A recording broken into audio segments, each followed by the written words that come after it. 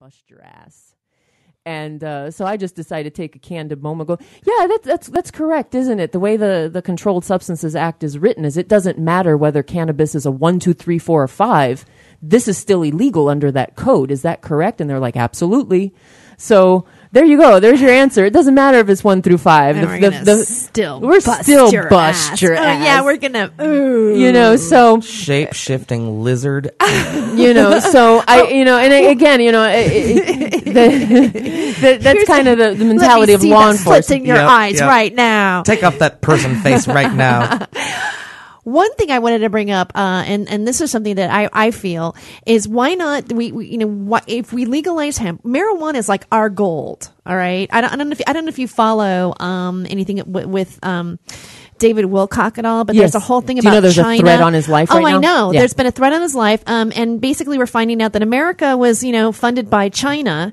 Yep. It gave gold for us to have America to go against the monarchy. And basically we've kept the gold. We kept it in the Federal Reserve and we won't give it back.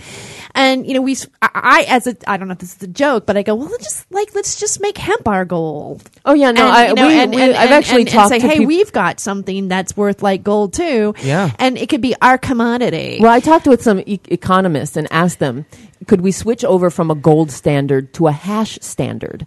And actually, because I know this is funny, but I've produced and I've made, you can press you can press keef into a coin shape and make like a little hash coin. Uh-huh. And we're pressing this keef, and I'm joking with my partner. It's like, hash should be our currency because you can test it for its purity and its quality. It's renewable. It's infinite as long as you want to keep producing it, and you can use this to trade for actual, I guess, currency, or it could be bartered. And we joked about it, and I actually asked an economist, would it work? And I watched him kind of scratch his head as like comparing hash to gold, and he goes, yeah, because it would actually work.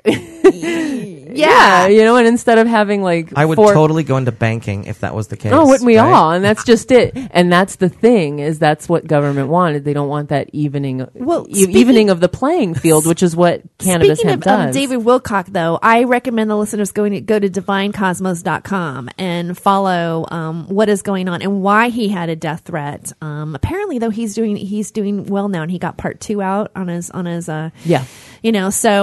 but it's very fascinating.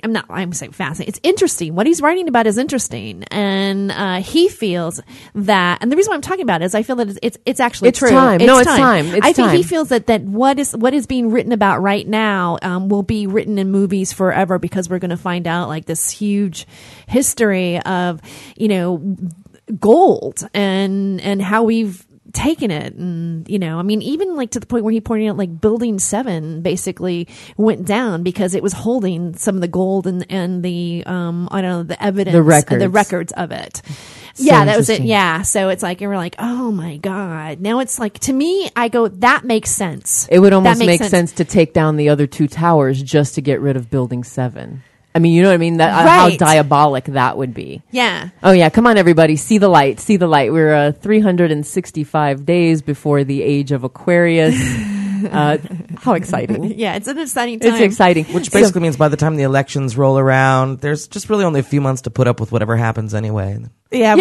we just gotta hold hands and sing Kumbaya just to get through like this year. Then we'll be fine. I'm opening my presents before that though. Yeah.